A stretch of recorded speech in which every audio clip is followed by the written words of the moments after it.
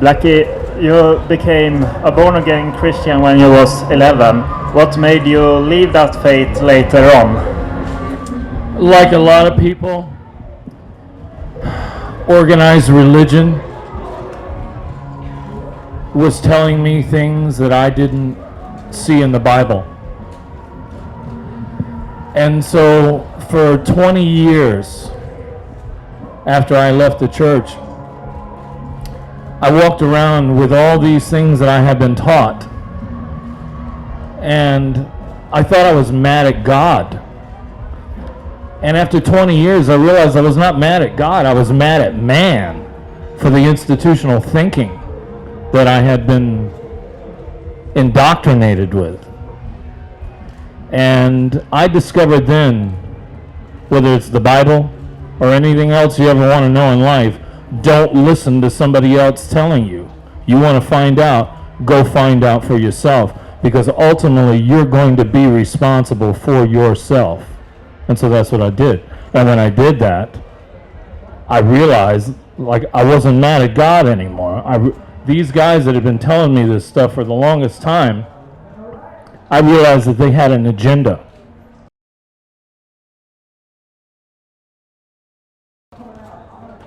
Hello, Blackie. I'm Martin from Crank It Up magazine.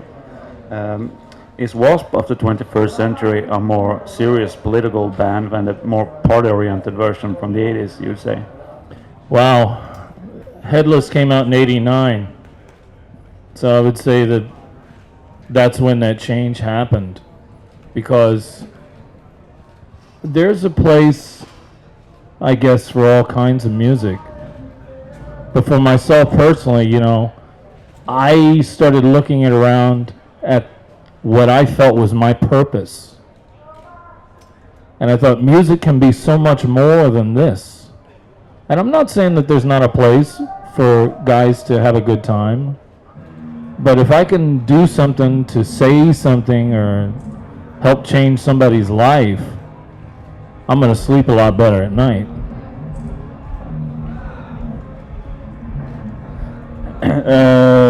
About politics and religion, how much politics do you think it's in all the religion we see in media nowadays? It depends on what religion you're talking about. Give me one. Take anyone. The Catholics? Go. 100% politics. The other ones? Well, it depends on which. I mean, we could go down the list individually. I don't know if you got time for that. But like I said, any religion that's going to tell you that there's something in the Bible and it's clearly not there, you better go read for yourself, because that's people telling you they're after their own agenda. They could care less about you. When you've got a pope that kills more Christians in one day than all the other wars put together, that's a guy you got to take a long, hard look at. Hello, how are you? It's really nice to see. I'm looking forward to see Free Radio Berlin. Your band was notorious for outrageous stage shows, and you once had a girl with a cut throat on your stage. Why did you do that? Well, I told people a long time ago that if I wrote better songs, I wouldn't have to do that. Hi, Gosha from Supertonic. I'm wondering, it's 5 years since you released your latest album, and I'm wondering if you're working and planning on next. We're about 3 weeks away from finishing the next one. So it will be out next year. And it will be called Golgotha. Hey Blackie, this is Carl from Sweden Rock Magazine. This is perhaps an anal question, I don't know, but I'm a huge Kiss fan and a huge W.A.S.P fan. So the question is, the first W.A.S.P demo from 1982, how big involvement did Ace Frehley have in the production and the arrangement? He didn't have any involvement in the production, but what he did do was get it to the ears of Bill Aucoin. And Bill was instrumental in the beginning to start shopping, to looking for a deal for us. And we come very, very close to working together. And then, you know, the story goes, I found Rod Smallwood, or he found me, or whatever. And Rod and I were just made for each other. So Ace's involvement in the beginning, I felt, was significant, but not for the purpose of making the demos. Okay, so he didn't do any production. No. Okay. You wrote quite a big story about your whole career on your website a couple years ago. Yeah. Will you ever produce a book, the autobiography about Blackie Lawless? I don't know. You know, I see people write books, and I'm not here to say anything bad about anybody that does that.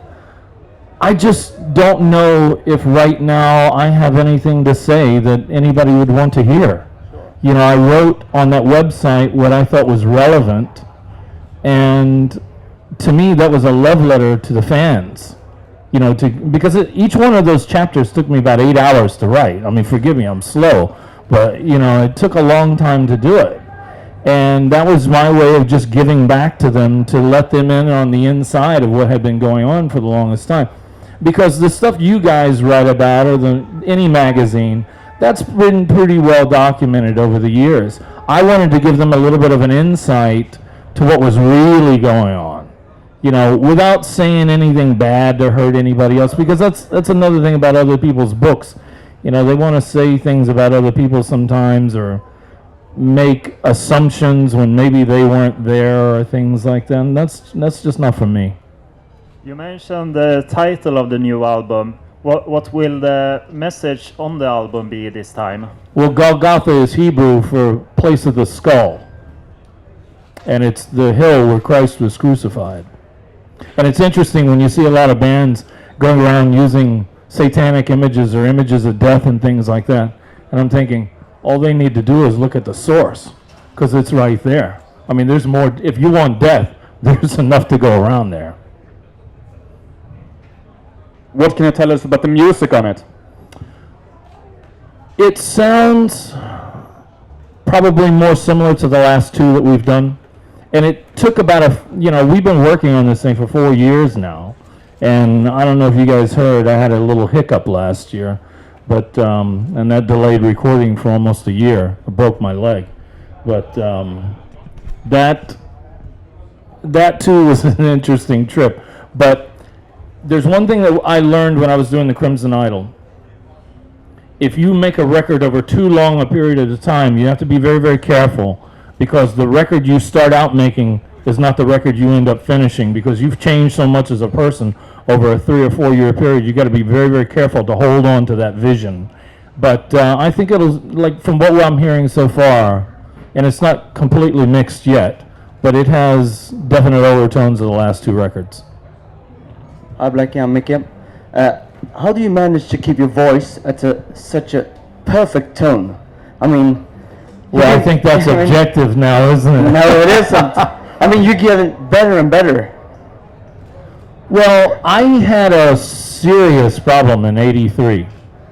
And before we did our first album, I ruptured the whole left side of my voice.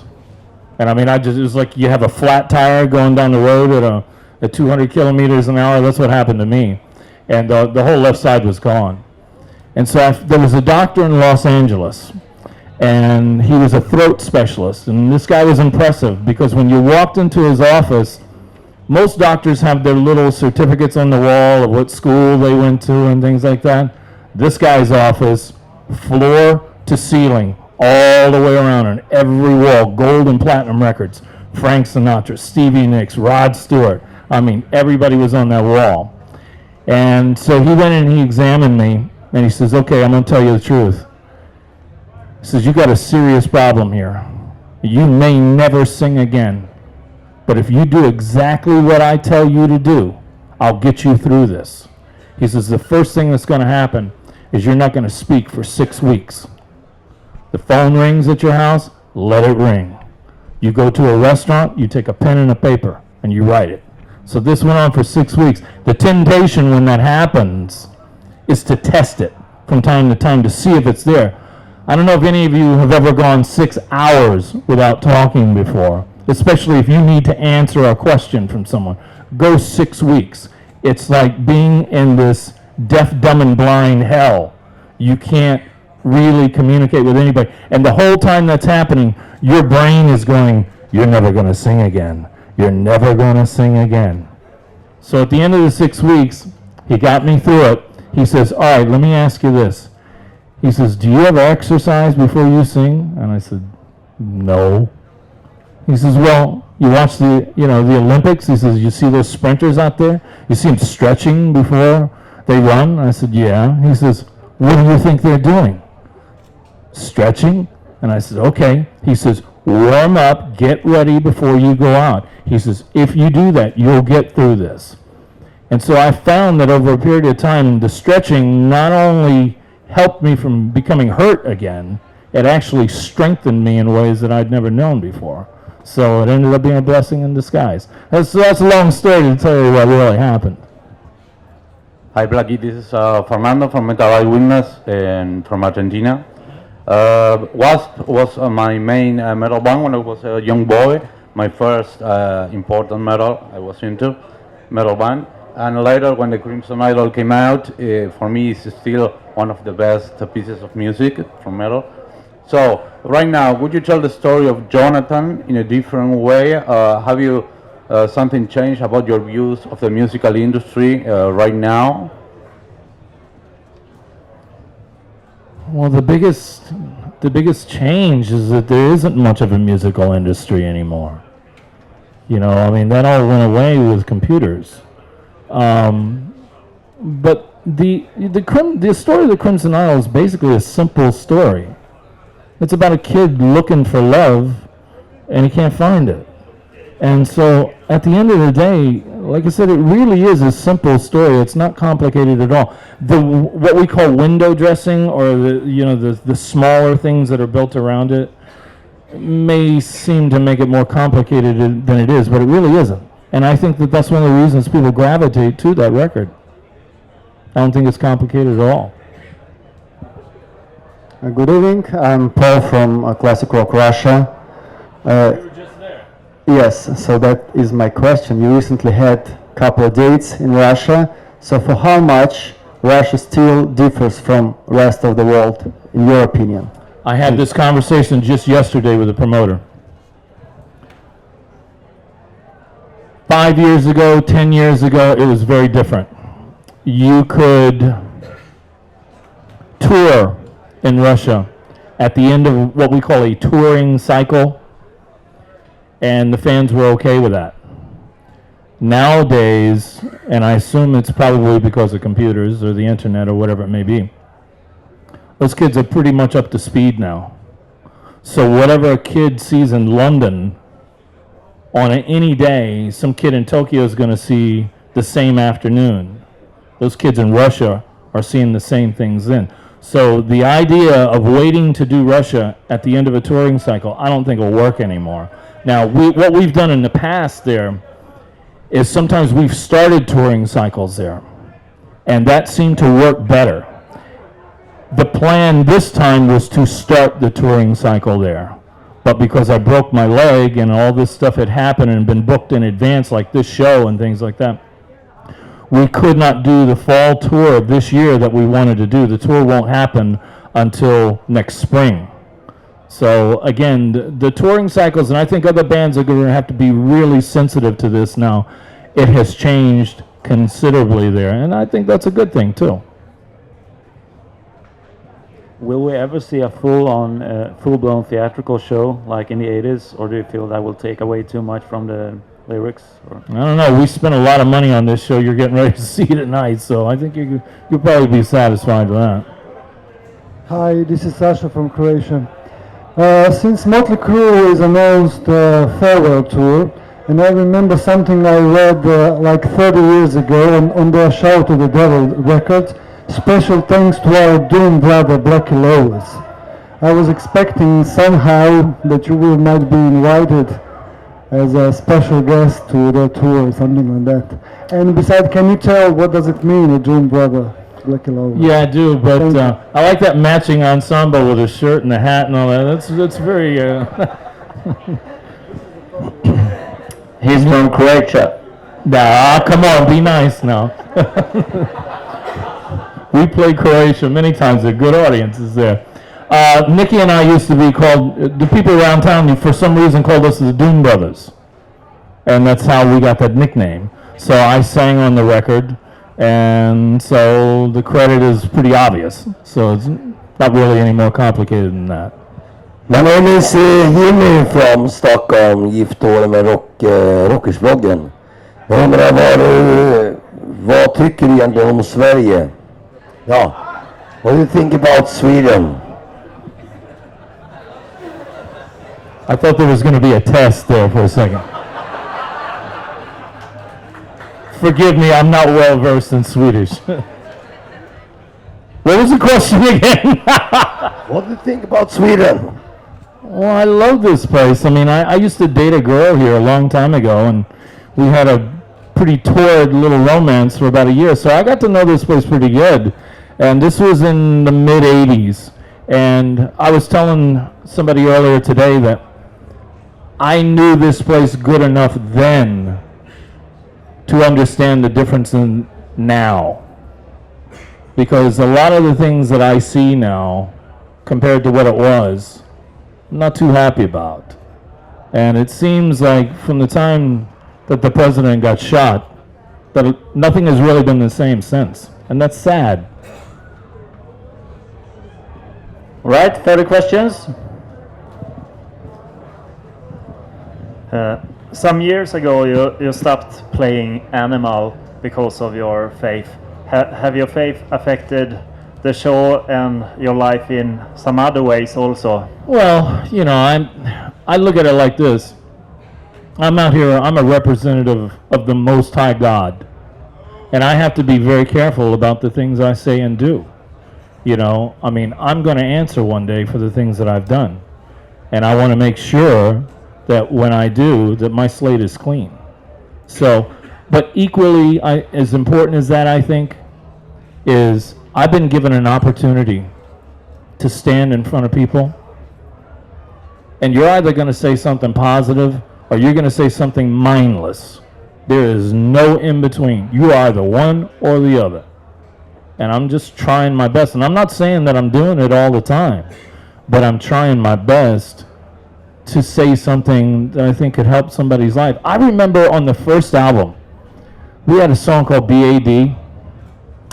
And a girl came up to me one day and she says, I want to thank you for that song. And I said, what for? And she says, well, I used to be a really bad heroin addict. And when I heard that song, it changed my life, and I don't shoot heroin anymore. Now, that song had nothing to do with heroin. I don't know what she heard in those lyrics. And at the time, I really didn't want to hear that. Because to me, I knew enough about what a statement from her like that meant. To me, that was the R word. And I didn't want to know about it. The R word to me was responsibility. And I didn't want to hear it. And I ran from that as far as I could.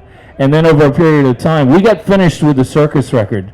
And I realized we had made one of the biggest piles of junk in the history of the recording industry. And I said, you know what, that's it. I'm not doing that anymore. If I can't say something with the music, there's no point in me doing it. And I thought, this girl is telling me she's not shooting heroin anymore, and I didn't even try. Imagine what I could do if I tried just a little bit, you know, so that, all those things. And there's a ton of stories that you hear like that. You know, you don't realize the impact that you're having on people, because I'm one of those kind of people. I live in my own little bubble. I mean, I am one of the worst people to ask opinions about anything, because I just live in my own little space. You know, if I'm not writing or in the studio, I live way away from everybody, and I'm just in my own world. So you don't realize the impact you have on people a lot of times. You know, I mean, when I'm at home, I have a ranch it's a pretty big piece of property, and I get out there and I just walk around and I'm just me, you know, and I forget a lot of times until I go someplace and somebody's interested in, for whatever reason, anything I might have to say. To me, that's always surprising, you know, because quite honestly, I don't think it's that important, but apparently somebody does. Girl here. What is your favorite animal? Well, I was just telling him about the ranch that I have there. I was watching, and this is a true story. I was watching TV in my house, and the back of my house has glass like this. It's really big. And there's a lot, I don't know what the word you use here in Sweden is, deer, like antelope, you know? Hjort. Like Duke? Okay. Hjort. H-J-O-R-T. Well, tell her. Or see the guy that was trying to teach me Swedish a while ago. So anyway, I'm watching TV, and in my peripheral vision, I think I see a deer walking by. It's not a deer. I looked over, and about from here to the corner over there is a full-grown adult mountain lion. So I went outside. I wanted to see how he was going to react. I wanted to see if he was going to be aggressive or not. And we stared at each other for about 60 seconds, and he was magnificent looking. I mean, his skin fit real tight. You could see all his muscles and everything. And he was probably, I would say, maybe 2.5 meters from the tip of his nose to the tip of his tail. He was huge. And he just looked at me with that look in his eye, and he was all business. And finally, he realized that I wasn't aggressive, and he just walked on off. So now, that's my favorite animal. Great answer. And now we will have the final question. Hi, Blackie. This is Peter from Italy. This is not a question. This is just a request. Please add at least 2 shows in Italy because Italian metal kids are waiting for you. Okay. Actually, when the fall tour was being booked, we were going to play 3. So I assume all those will be moved to the spring. All right. We will have a final real question. If you would end W.A.S.P today and look back, what would you think is your greatest accomplishment that you're most proud of? I'm not the person to answer that. Because I see what we do, honestly, is not that important. I think you'd be better off asking individuals like the girl I was talking about, you know, shooting heroin and things like that. Those are the people that could better answer that question. I can't. And I'm not trying to be, this is not false humility. I'm just telling you the way I honestly feel. All right. Thank you very much for coming to Sweden Rock, and thank Okay, you I for have joining a this press previous conference. engagement. Thank you, guys.